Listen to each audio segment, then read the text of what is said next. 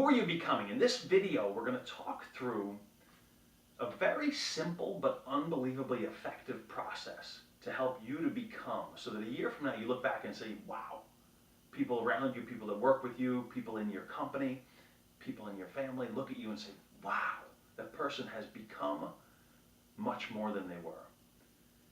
And we're going to take lessons from two things. Ben Franklin, about 300 years ago, and a building in Rome, almost 2,000 years ago. The building in Rome is called the Pantheon. It's in the Guinness Book of World Records. It was built in the 70s. Now it's funny because if I met a realtor in your town and I said, I'm going to look at some houses, and they said, this one's a little bit old, they might say it was built in the 70s as well. Well, this building was built in the 70s with no numbers before it. The Pantheon. It's the largest concrete, non-reinforced dome structure in the world. You walk into this building and you look up, there's a hole in the top. It's called the oculus. It's 30 feet in diameter, this hole. So when it rains, it comes right into the building. But you walk in and you're amazed immediately at the vastness of this building. You look up, it's almost 150 feet from the floor to where that oculus sits.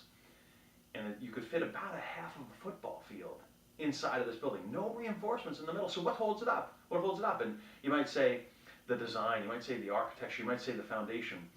Well, one of the biggest keys to holding that Pantheon up for 2,000 years, almost 2,000 years, is that within the walls there are 8 barrel vaults.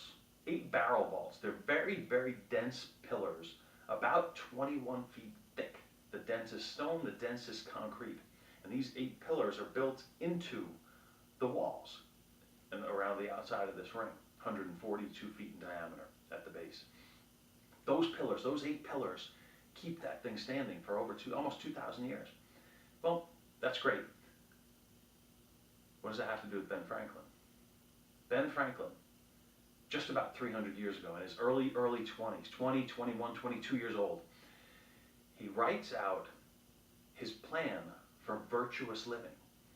He comes up with 12 pillars. He says, I'll build my life around these traits. And then he spoke with a friend about it, and his friend said, Ben,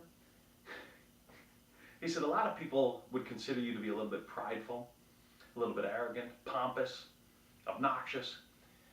He said, Ben, you might want to add humility to your virtues, to your list. And Ben Franklin wrote in his autobiography, he said, after my friend had presented several cases of examples of people that I knew, that I worked with, that considered me prideful, I realized maybe I should add that, humility. So his plan became his 13-week plan, famous Ben Franklin's 13-week plan for virtuous living. Number 13 is humility. And here's how Franklin's plan worked, and here's how it works with the Pantheon. Ben Franklin said, I will build these 13 virtues. And he created for himself a very simple score sheet. Every single week he would obsess around one virtue. He'd go in order, 1 through 13. Humility, for example. Frugality, for example. Temperance. And stay on that virtue for the whole week, scoring himself every single day, reflecting on the life. Socrates, over 2,000 years ago, said the unexamined life is not worth living. So many of us, and I know you've probably experienced it if you're in a leadership role, you get a resume. Look at the resume. 10 years, 12 years, 15 years experience. You read the resume and you realize they don't have 15 years experience. They have the same year repeated 15 times. And Socrates said the unexamined life is not worth living. So many of us repeat, and that's why the question of who am I becoming, a year from now we're the same person, nothing's changed. But this Franklin plan, and I want to give you a very simple tool to use that to build your pillars, to hold up your Pantheon, to hold up your leadership, to hold up your business, to hold up your family, your community, your public service, whatever it is, your coaching role, your teaching role. Build your pillars. It may not be 8, it may be 5, it may be 3, it may be 12, it may be 20. I don't know. I mean, John Maxwell talks about 21 laws. Stephen Covey says 7 habits, and then he makes an 8th. Jack Welch talks about 5 core leadership capacities. Target and their distribution centers, they're world class, and they use 9 leadership dimensions. They overlap to a degree, these different 21, 9, 7, 5, but not all of them.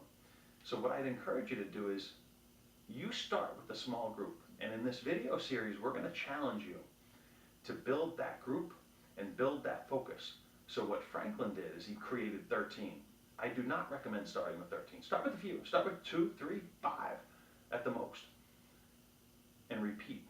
Week 1, week 2, week 3, if you come up with 3 only, and then repeat. Repeat week 1 again in the 4th week.